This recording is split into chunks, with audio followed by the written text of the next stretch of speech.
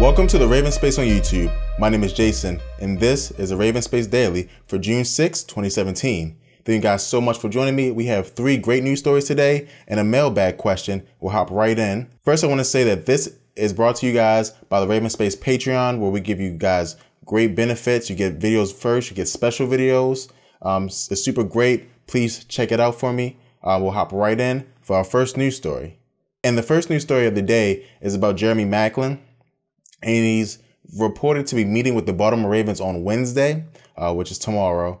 And I'm excited, but I was also surprised because for 2 reasons. One, Jeremy Maclin is going to be very expensive from what I think. He had a cap hit last year of $10 million. As you guys know, that the Ravens had one of the lowest cap spaces in the NFL. They did free up $2 million when they cut Kyle Arrington. But again, I still think that might be hard to sign him because I don't think the Ravens have a lot of money. Now, the Buffalo Bills were very, very interested in Jeremy Maclin. Tyrod Taylor was talking to him, campaigning for him to be there. So, you know, a lot of people were worried that he wouldn't even get out of Buffalo in order to meet with the Ravens.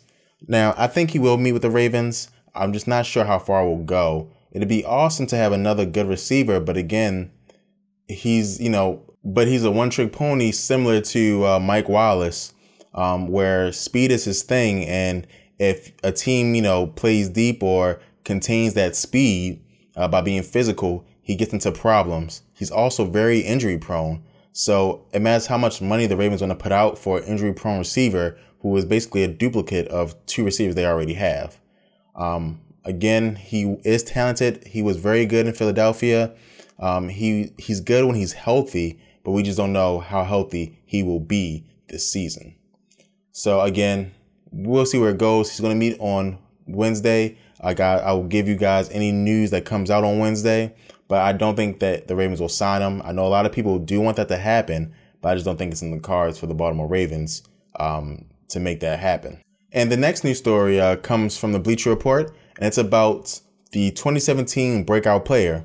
So the Bleacher Report put out a breakout player for every NFL team. And for the Baltimore Ravens, that breakout player was Tyus Bowser. And so they listed a couple of reasons. And the reason that stood out the most is his pass coverage ability. Now, what they said is that the Ravens scouting director, Joe Ortiz, spoke to ESPN's Jamison Hensley.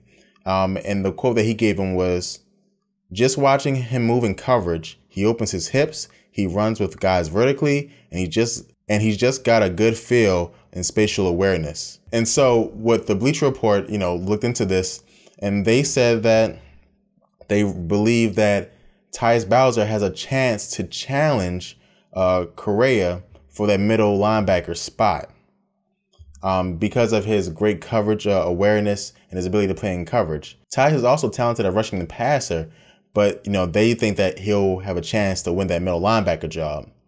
Now, if that happens, that means that you kind of have a great, perfect draft, right? You get a middle linebacker and you get an outside linebacker, because that, to me, means that Judon and Tim Williams will be fighting for that outside linebacker spot. So I don't know if that's going to happen. I think he has a potential to be a breakout player.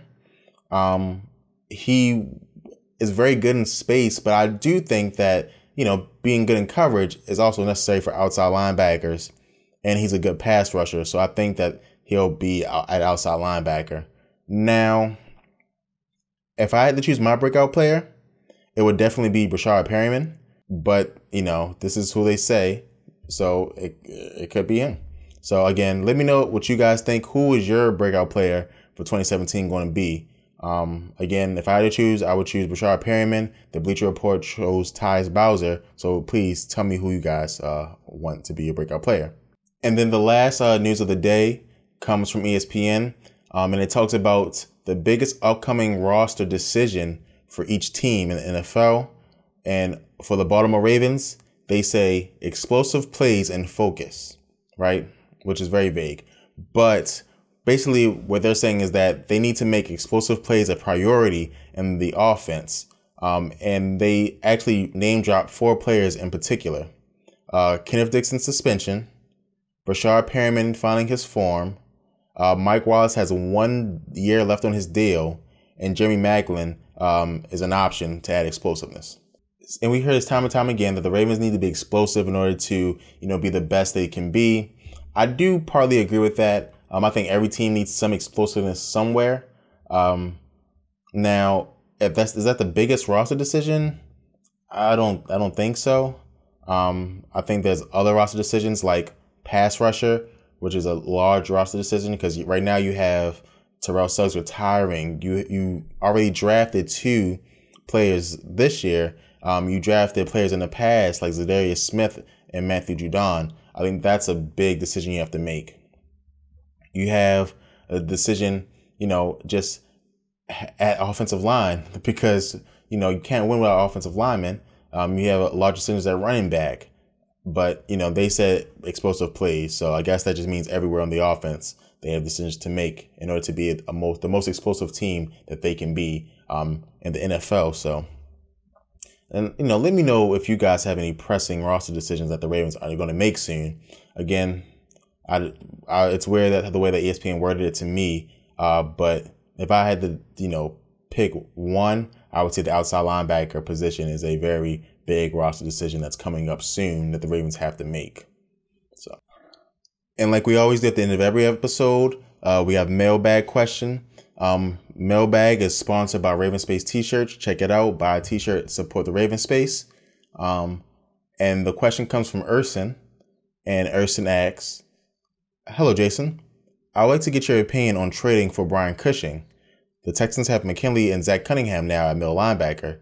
He had the second best run stop percentage last year." Thank you so much for your question, Urson.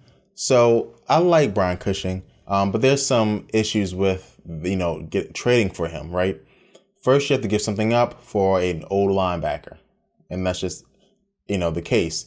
Not only is he old, a lot of people consider him injury prone. So he's old, injury prone, and doesn't really help you in pass coverage situations because he's a step slower now. So, he did have the second best run stop percentage last year. But as the NFL has progressed to a league where running is less and less sought after, it's harder to justify having a player on your team that doesn't help you in the pass coverage. And especially at middle linebacker, where tight ends nowadays are the best that, they've ever been in NFL history, in my opinion. So it's just, how can, when you have to go play the Patriots and beat the Patriots, you have to play Ben Roethlisberger and beat Ben Roethlisberger, you have to play against, the Bengals and beat the Bengals, how can you, go trade something, like give up something for a middle linebacker that's going to retire on you in 2 years, is slow, and doesn't really help you in the pass game and could get injured, right? So all those are fears that I'm sure Ozzie Newsome has. Now, if they're willing to give up something very cheap, like if they're going to give them up for a 5th round pick, I say you go for it.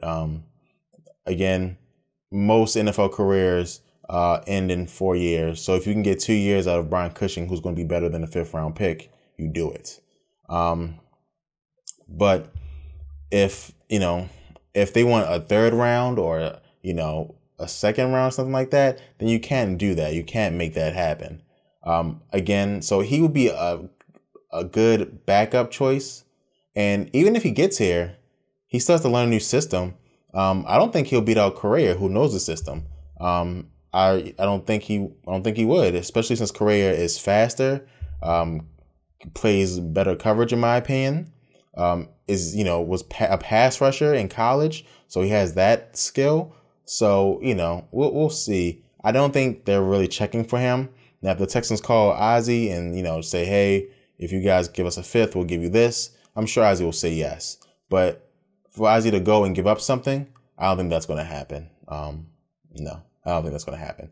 But thank you for your question, Erson. Please send more questions in to TheRavensSpace@gmail.com. I truly appreciate it. I also put the email in the description below for you guys. And that is the end of the episode. Thank you guys so much for watching. I truly do appreciate it. Again, please subscribe to The RavensSpace on YouTube if you're not subscribed. Follow us on our different social media. I would greatly appreciate it. Thank you guys so much.